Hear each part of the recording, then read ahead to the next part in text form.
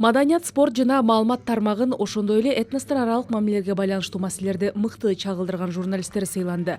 Бул 4 багыттагы алдыңкы сюжет, репортаж, макалалар атайын түзүлгөн калыстар тобу тарабынан тандалып алынган. Массалык маалымат каражаттарынын өкүлдөрү сынакка 159 материал жөнөткөн.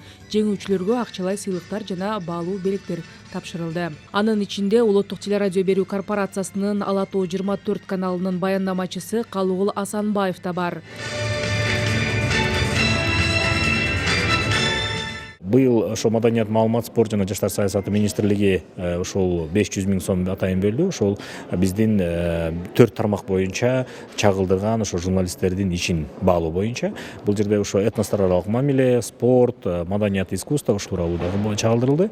Анан ошонун негизинде калыстар тобу, буякта мындай айтканда көз карандысыз калыстар тобу тандалып, ошолор бир топ иштердин баарын 4 багыт боюнча ошол атайын ошол журналисттерди тандап, ошонун негизинде алар сыйлыкка ээ болушту.